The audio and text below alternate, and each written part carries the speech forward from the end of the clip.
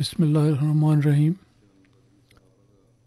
Huzur says that today I am going to mention some Badri companions. The first is Hadhrat Amir bin Rabi'a.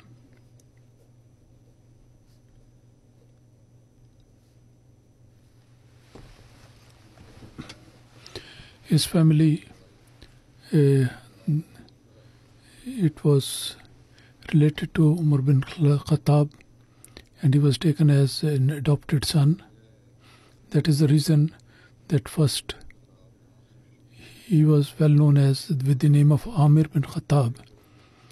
But when Allah Almighty mentioned in the Holy Quran that they should be called with the names of their father, after that Amir bin Khattab, instead of that, he was known as Amir bin Ramiya. That name was given to him. Here, for those people, this point has been explained. Those who adopt the children from their relatives or other people, and until they are grown up, they do not know that who is their real father. And on the ID cards and documents, instead of the name of the real father, the name of that person is noted there who has adopted them. And after that there are certain problems. After that then people write letters that it should be done in that way or that way. So therefore, according to Quranic instruction, that should be followed, except in those cases, those who are adopted by some departments, and the people do not know about their parents.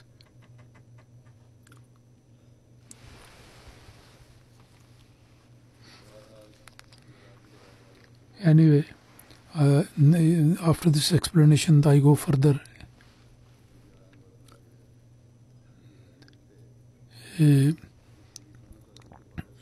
Because of this relationship with other families, Hadhrat Umar and Amir, he had a very friendly relationship until the end.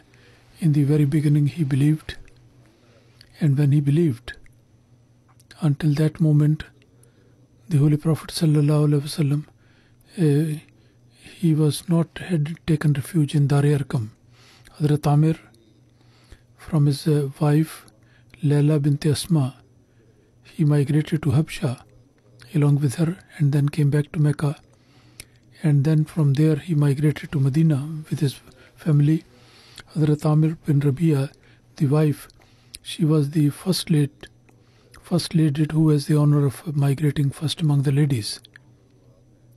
And he participated in all the expeditions, the Ghazawat, and he passed away in 32 Hijrah. Hadhrat Amir relates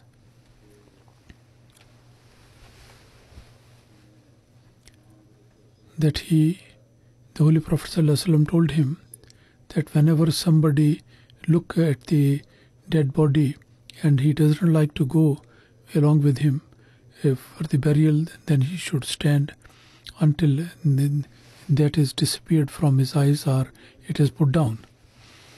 And his son Amir relates from father that when he stood up for prayer, it was a time when people were differing in their opinion regarding Hadhrat Usman, and that was the time when this dissension or the difference of opinion started. They used to taunt to Hadhrat Usman, and after the prayer, when he slept, then he saw in the dream, he was asked that you get up and pray to Allah Almighty, that Allah Almighty deliver you from this trial, from which Allah Almighty has always delivered His chosen people. Hadhrat Amir bin Rabi'a got up and he offered the prayer, and then he prayed.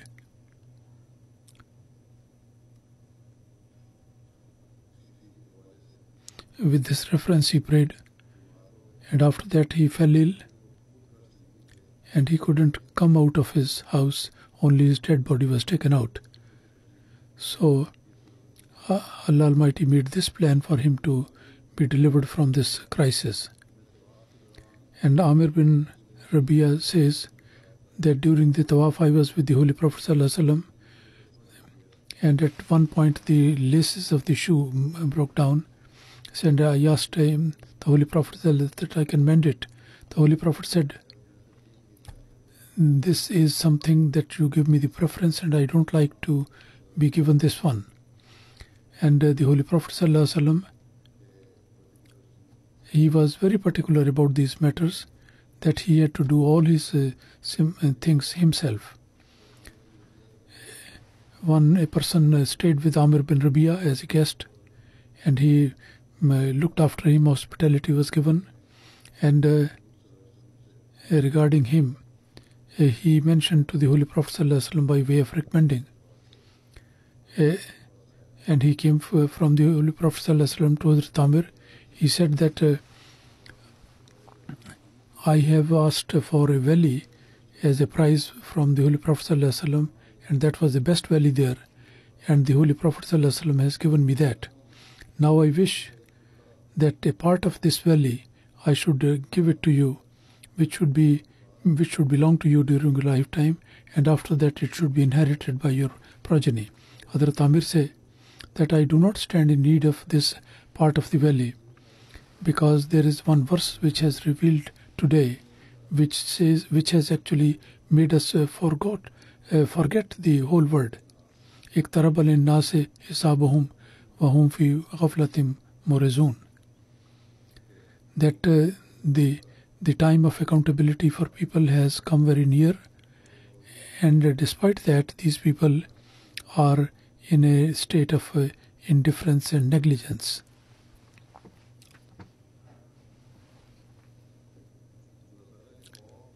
The fear of Allah Almighty and his fear, the status in his condition in this relation was this, that these were the people who always preferred religion over the worldly things. Hadhrat Amir bin Rabia says that Zayd bin Amr said that I opposed my people and I followed the millah of Hadhrat Ibrahim, and from the progeny of Hadhrat Ismail I was waiting for one prophet to come, and his name would be Ahmad. But it looks that I may not be able to find him. I believe in him. I believe in him, and I give this witness, and if you find his time, then give my Islam. I tell you such indications for you which will make it very clear.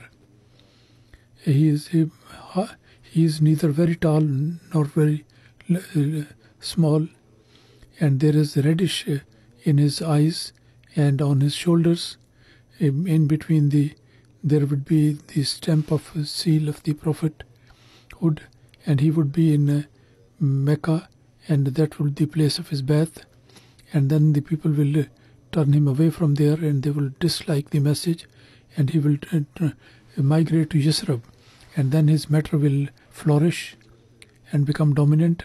And don't be in deception about that. In search of Deen Ibrahim, the Abrahamic religion, I have searched everywhere. I have asked the people, and I have told them that this religion is with you, and I have told you the same conditions, indications which they have mentioned, and after that it was mentioned that no prophet will be there. Hadhrat Amir said that the Holy Prophet ﷺ, when he was appointed, then I told the Holy Prophet about Hadhrat Zayd. The Holy Prophet ﷺ said that I have seen him in paradise. He was pulling his a long trail of the clothes. This is the narration, that no prophet will be there. That the meaning is not that the prophecy which he made for a subordinate prophet, that prophecy is wrong. He is the last law-bearing prophet, and after that a new law will come, and whosoever will come, that will be obedient and servant to the Holy Prophet. This is what we know from the Quran and Hadith. The Holy Prophet ﷺ, Hadhrat Amir, Yazid bin Munzir, both of them they made brothers. Hadhrat Amir bin Rabia, after the martyrdom of Hadhrat Usman, he passed away.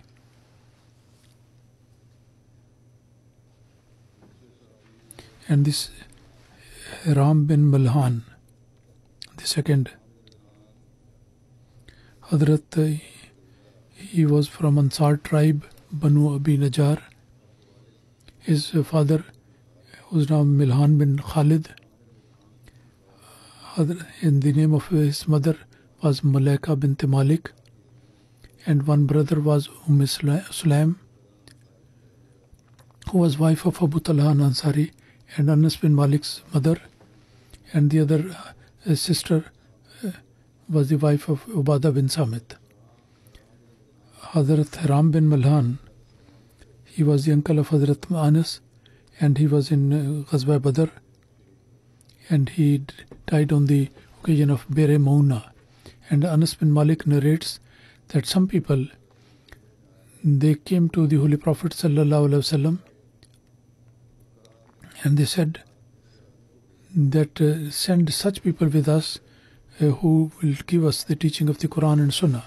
The Holy Prophet ﷺ, he sent 70 Ansar who were Qari of the Holy Quran, and my uncle Haram was also among them, who used to recite very well and give the dars at night, and during the day they would bring the water and keep it in the mosque, and they would pick up the wood from the jungle, and after selling them they would get some money for the help of the people.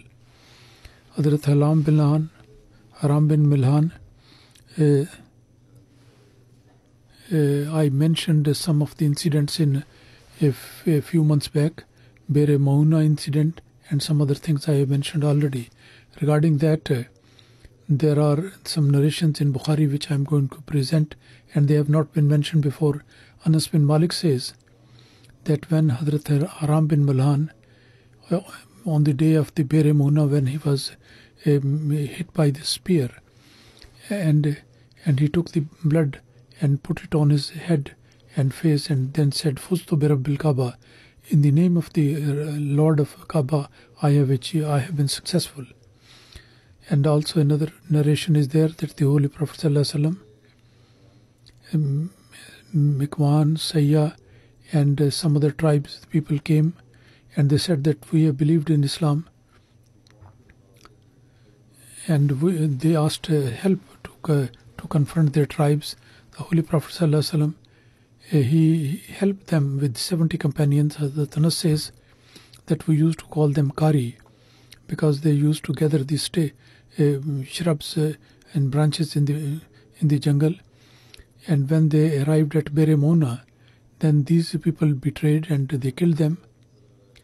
The Holy Prophet ﷺ, for 1 month, and according to by some narrations for 40 days, while standing in the prayer, and Huzur used to pray against these tribes.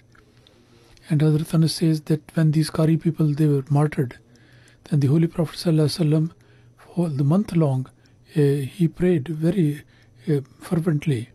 And according to another narration, that the Holy Prophet ﷺ, he says that I saw Holy Prophet ﷺ, that he had ever felt the grief more than that.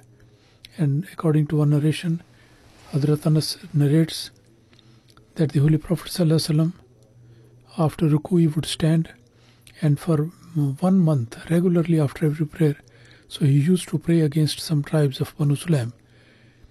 And he said that you sent these Qari people, 70 people, and these people confronted them and they killed them.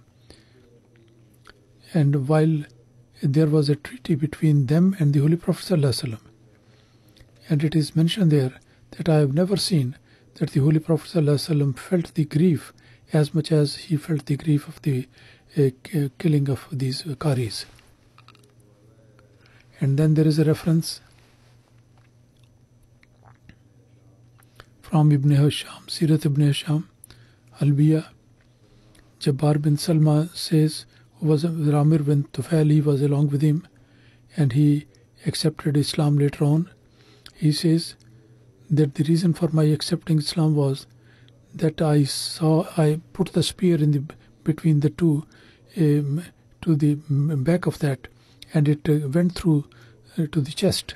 And then I heard that Futuh bi Rabbil Kaaba, he said that by Allah I have found my objective. And how he has been successful, I was surprised. Have I not killed this person? And Jabbar says later on that when I asked about this statement, so then the people told me that it means is that he was able to get the status of martyrdom. And certainly Jabbar says that he was really successful. And these were the people. Regarding 2-3 companions, similar statement is found in narrations. Those who wished to get the pleasure of Allah Almighty, and they made it their objective, and the worldly achievements, they were not their purpose. So then Allah Almighty also, because of their passions and feelings, this was declared by Allah Almighty that Allah Almighty is pleased with these people. On the occasion of Bere Mauna, at the time of martyrdom, the companions praised to Allah that Balligh anna bin nabiyana anna kad lakina wa razina anka wa razita anna. That, O Allah, the Holy Prophet Sallallahu Alaihi Wasallam, please convey our situation to him that we have met you and we are very pleased with you. Hadhrat Anas says that Hadhrat Jibreel alayhi salam, that he came to the Holy Prophet Sallallahu Alaihi Wasallam and he gave this news to the Holy Prophet that those companions of the Holy Prophet, they have gone to Allah and Allah is very pleased with them.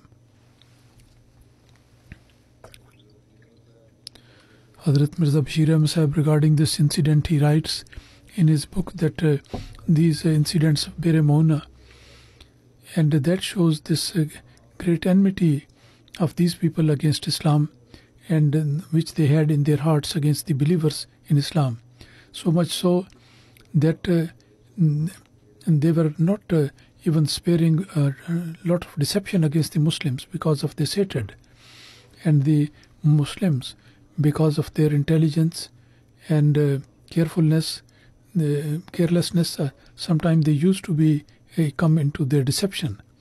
And these people were the who have memorized the Holy Quran, and these people who used to remember Allah Almighty sitting in the corner of the mosque, and these were the people stricken by poverty, and they were invited so that they can learn the religion. And when these people reached there, then very mercilessly they were all put to sword. And the Holy Prophet Sallallahu Alaihi Wasallam, whatever grief he would have felt, that would have been less.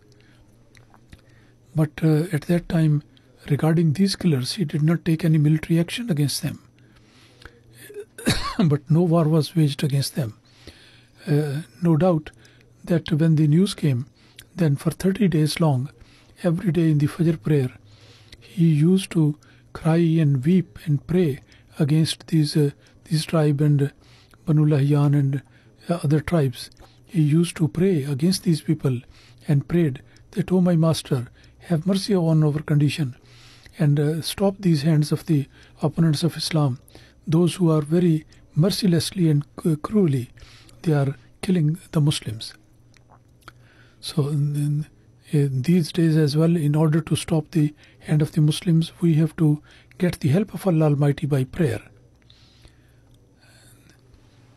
Allah Almighty may, make easy the condition for us. Asad bin Khola was a companion.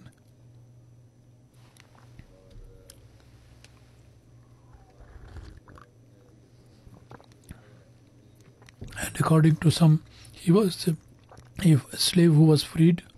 He believed in Islam, and he is counted among early people. And he was among those people who migrated to Habsha for the second time. Hadhrat Said bin Khola, when he migrated from Mecca to Medina, so he stayed with Kulsum bin at his place, and he has been mentioned among the people who participated in Badr. When he participated in Badr, he was 25 at that time. Ghazwa Uhud, Badr, Uhud, and Ghazwa Khandak he also participated. and Hadhrat Saad, Hadhrat Subaya Aslami,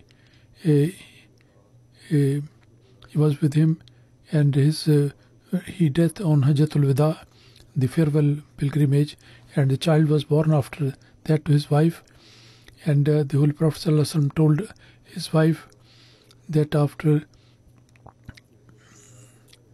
and regarding his martyrdom, according to some people say that he died earlier than that, not later. Abu Hassam is another companion.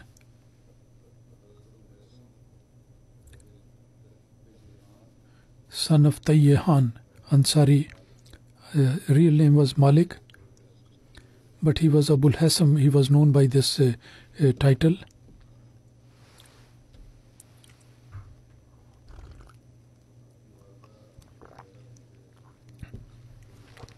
His mother, Layla, and according to many people, they say that he was from Aus. And they were the Muhammad bin Umar says that Abu Hassam, during the time of ignorance, he did not like the worship of statues and used to speak against them. And Asad bin Harara and Abu Hassam, they were believers of unity of Allah.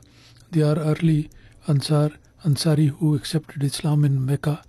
And according to some people, Baitul Aqba, the first Bait, Hadhrat Asad bin Zurara, when he became Muslim and he came to Medina, and he invited Hassam to Islam because he was already in search of the unity, and he immediately accepted Islam.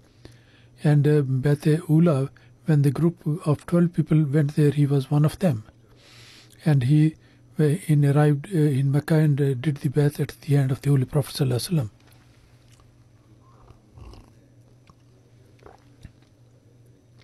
Sirat Khatmun Nabiyyin, Hazrat Mirza Bashir Ahmad Sahib says that the Holy Prophet ﷺ went away from the people and met them in a valley, and this time all of them, they did the Bait at his hand. This was Medina. This was the first start of the establishment of Islam in Medina, and jihad was not made obligatory at that time. And this condition of the Bait was that we will believe in Allah, we will not steal, we will not commit adultery, and we will not kill the people, and we don't slander anyone, and we will obey in everything that you ask. After the Bait, the Holy Prophet ﷺ said that if you followed this promise that you have, that you will get the paradise. And if you showed weakness, then your matter rests with Allah Almighty. He will do whatever He like. This Bait is Baitul Aqba is known in the history because the place where it was taken, and that is between Makkah and Mina. Aqba, a very high path, the meaning of that. Abu Hassam, he was among those people who accepted Islam by going to Mecca, and then he came back to Medina and then spread the message of Islam there. Regarding him, there is a narration that he was the first Ansari who went to Mecca and met the Holy Prophet and participated in Baitul Aqba. And all the research scholars, they say that Baitul Aqba Saniya, when the Holy Prophet ﷺ, out of 70 Ansar, he selected the 12 people, the reciters, or Naqib, the plural of Naqib, Naqwaba, those people who were knowledgeable, and they were appointed for teaching the other people. In one hadith, it is mentioned that during the Baitul Aqba, Abu Hassam, he mentioned, O Prophet of Allah, Sallallahu Alaihi Wasallam, between us and other tribes, there are certain treaties of helping one another. When we accept Islam, when we will accept Islam, and when we will become yours after the Bai'at, so then the matter of these agreements would be done exactly as you will ask us to do. And he says, Abu Hassam says, at that time he mentioned to the Holy Prophet ﷺ, I would like to mention one thing too, that, O Prophet of Allah, now our relationship has been established with you. When Allah Almighty will help you, and you get to become victorious over your people, so then you should not leave us here and go back to Mecca, and you should not desert us here. The Holy Prophet ﷺ smiled. He said that now my blood is your blood, and you are from me and I am from you, and the one who will fight me, that will fight you, and the one who will make a treaty with you, that he will make a treaty with me. The Holy Prophet ﷺ, after the migration of Makkah, and he established the brotherhood between two companions. Hadhrat Jabir says that the Holy Prophet ﷺ, he went to one Ansari,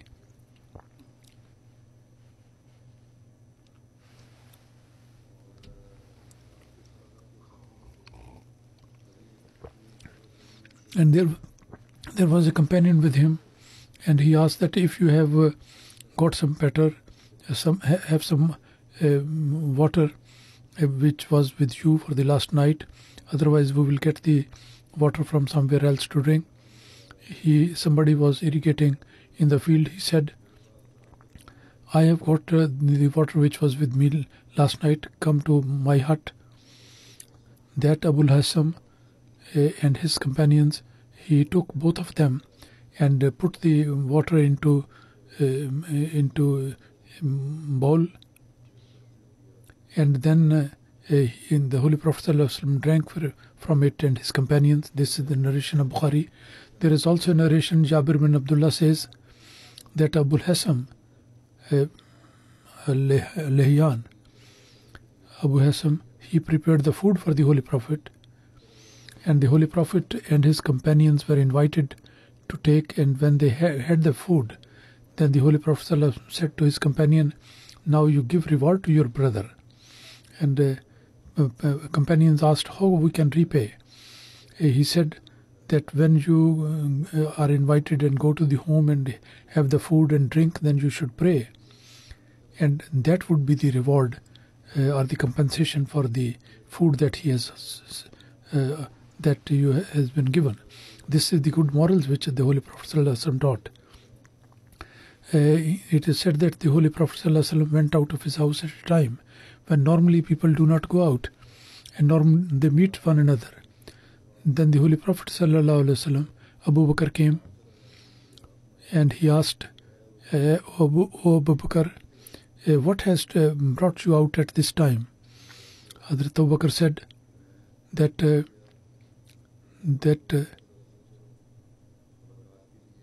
I came out to meet the Holy Prophet and to see your blessed face and to say salam to you. This is the purpose of my coming out. For a while, Hadhrat Umar also came after a while, and again the same thing was asked, that what has brought you at this time, Umar? Hadhrat Umar said that, O Prophet of Allah, this is hunger which has brought me out. The Holy Prophet said that I also feel hungry at this time. Then all three, they went to Abu Hassam Ansari. They went to walked to his house. He had a lot of sheep and a lot of trees of dates. The Holy Prophet, he did not find him at home. He asked the wife of Abu Hassam. She said that he has gone to bring the sweet water for us. And then Abu Hassam came with a big leather sack, and then he expressed his love and affection for the Holy Prophet ﷺ. My parents may be sacrificed for you. And the Holy Prophet, he went with all the three to the garden and spread a sheet, and then brought a branch of the dates, and some ripe dates were there and some not so ripe. And the Holy Prophet ﷺ said that, "Oh, Abul Hassam, so why didn't you pick the properly ripe dates? Why didn't you pick up the right one?" And he said that, "I thought that you can pick up your choice." And Hadhrat Abu Bakr and Hadhrat Umar and Abu Bakr, all three, they had the dates and drank the water. And after that, the Holy Prophet said, "By Allah, these are those bounties about which you will be asked on the Day of Judgment, that shade and that cold water and the food." And Abu Hassam stood up to prepare some more food. And he said that, "Don't slaughter any goat which is giving the milk." And then he brought some meat, and everyone ate from that. And they said that, "Do you have any servant?" Abu Hassam said that, "No, I don't have any servant." The Holy Prophet said that, "When a prisoner of war comes, then come to us." And then the Holy Prophet ﷺ, there were two prisoners of war. Abu Hassam, he came to the Holy Prophet ﷺ. The Holy Prophet ﷺ said that, "Out of these two, you just pick up one, whichever you like." Hadhrat Abu Hassam said that, "O Prophet, you kindly make a choice for me." The Holy Prophet said that the person from whom the advice is sought, that is a trustworthy person. This is a point which everyone should note nowadays as well, that the one from which the advice is sought, he is a the good advice he should give. And then he said that, "Take this person, this slave, because I have seen him praying." And the quality which was mentioned was that this is a one who is remembering Allah Almighty and praying, and there is goodness in his heart.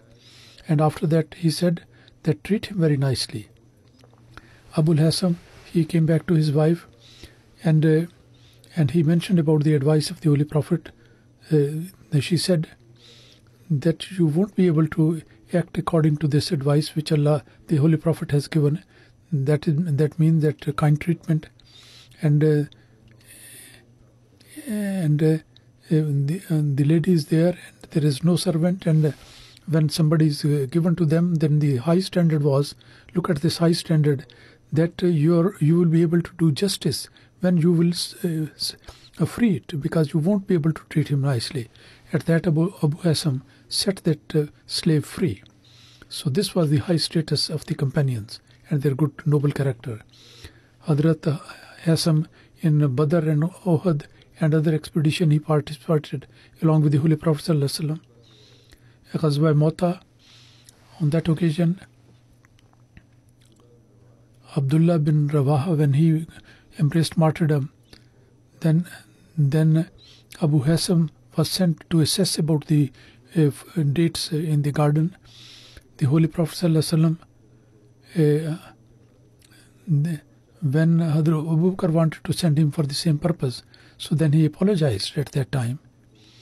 Hadhrat Abu Bakr said that at that time he have to have the estimate about the dates you used to go there at that time. He said that, "I used to make the estimate for the Holy Prophet, and when I used to come after my assessment, then the Holy Prophet, he used to pray for me." And he just reminded that the prayers of the Holy Prophet was there. He became very emotional. Listening to that, Hadhrat Abu Bakr did not send him there. So this was an emotional situation which he did not mention. Otherwise, these were the people who always used to obey. They were not disobedient people at all. Hadhrat Abu Bakr had commanded him still, so it was impossible that he would not have gone there and complied with that. And Hadhrat Abu Bakr, Raziyallahu Ta'ala anhu, when he did not say the same thing again, that indicates that Hadhrat Abu Bakr, he appreciated his emotional condition, and he realized the situation, and he did not give the command for the second time. At the time of Hadhrat Umar, when some people were sent out, and he was sent to assess the price of the land, Hadhrat Umar,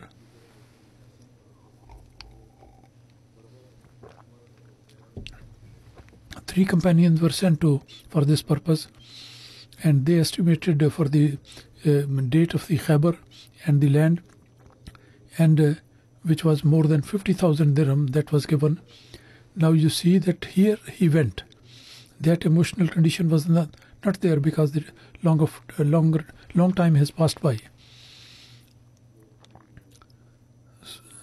So there was nothing stopping him from going there.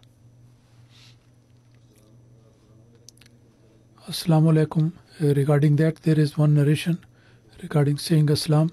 It is mentioned that the Holy Prophet ﷺ said that the person who says Assalamu alaikum, he gets 10 time reward, and Assalamu alaikum rahmatullah, the one who says, he gets 20 times, and Assalamu alaikum wa rahmatullahi wa barakatuh, he gets 30 rewards and 30 times blessing. And regarding the time of his demise, difference of opinion is there. Some say that he passed away during the time of Hadhrat Umar, and some say that he passed away in 20 or 21 Hijrah, and it is said that he died during Jang-e-Safin in 2027. Difference of opinion is there. So these were the companions who really set us very good example in so many things, and they gave us the information. Allah Almighty continue to exalt their station all the time. After Jummah and the prayer, and I would like to lead 2 Janaza prayer. One is Mukarram Sahibzada Mirza Majid Ahmad Sahib, who was son of Hadhrat Mirza Bashir Ahmad Sahib. On 14th of August, at the age of 94, he passed away. Inna lillahi wa inna ilaihi raji'un. He had a heart operation in America, and he suffered stroke, and he was confined to his bed. On 18th of July in 1924, Hadhrat Mirza Bashir Ahmad Sahib, Karma Sarwar Sultana Sahiba, his birth took place, and he had elementary education in Qadian, and metric also was done in Qadian, and then from government college, and he passed out the masters with good distinction. When he passed, Sahibzada Mirza Bashir Ahmad Sahib, when he was congratulated, and apart from other words of thank, Hadhrat Mirza Bashir Ahmad Sahib also wrote, the community of the believers, they are supported by the support of other people, and with their expression of love, they get the support, because this is the central point of the opinion of the Jamaat. And I would request the members of my community that apart from partaking in sharing this happiness with me, that while Allah Almighty has enabled Mirza Majid Ahmad to fulfill the apparent standard of knowledge, and similarly also enable him to go for good actions and good deeds, because this is the real purpose of our life. Mirza Majid Ahmad Sahib, in 44 he dedicated his life and continued with his education. In 49 he got admission in Jamiatul Bashirin, and in 54 he passed Jamia Ahmadiyya. His nikah in 1950, on the 3rd day of Jalsa Salana, Sahibzada Qusiya Begum, Sahibzadi, daughter of Nawab Tulfiz Begum Sahiba, Hadhrat Khalifatul Massih Sani announced the nikah, and from his progeny, one daughter Nusrat Jahan Sahiba, who is the wife of Mirza Nasir Ahmad Sahib, who is the grandson of Mirza Bashir Ahmad Sahib. Then Mirza Mahmud Ahmad Sahib is his son, and then Dur Rasmeen is one daughter, who is the daughter-in-law of Mir Mahmud Ahmad Sahib, and one son was Mirza Ghulam Qadir Sahib Shaheed, was his son, who was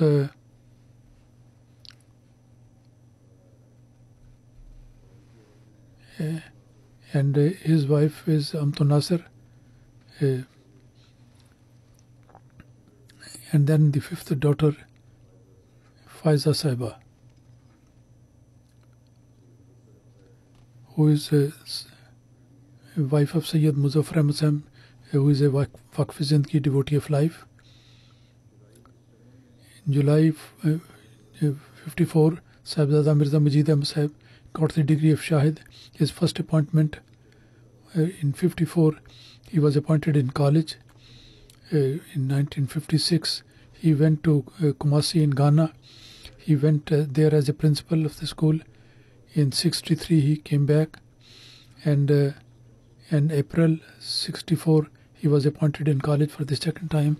And when the college was nationalized in 1975, after the nationalization, he resigned and reported in the Anjuman that I am a devotee of life. And in 75, he was appointed as Naib Nazir Talim. In 76, Hadhrat Khalifatul Massih Salis, he went to tour of European countries. So Mirza Majid Ahmad Sahib went along with him as private secretary. In 78, he was Naib Nazir Ala, and in 84, he got retired from this job. His son-in-law, Sayyid Mudassar Ahmad, says that he translated some part of Siratul Mahdi, and he used to write Al-Fazl. He was a very scholarly person, and which has been published under the title of Nuqta Nazar. He was very reading the books, and I have seen myself that he used to spend his time in library and spend the time over there. His daughter-in-law, Mirza Ghulam Qadir Shahid's wife, writes, Amtu Nasir, that he was very loving, a very nice person, very loving to the children, and the very good quality was there that he used to adjust himself according to the other people's age, and he used to be very friendly and very nice treatment to children, youngsters and elders, everyone.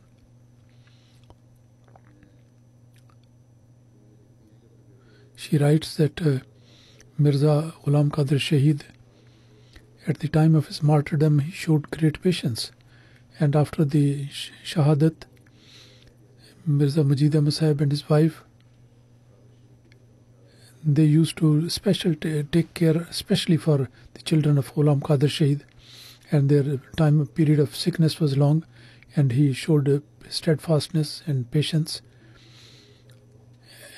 and he established the relations and always respected that. He was taking care of the servants. His son-in-law, Mirza Nasir Ahmad, writes that Mirza Majid Ahmad Sahib was a man of good opinion and very clear opinion he used to have, that not that whatever the people are saying, but whatever he considered right, he would express his opinion independently.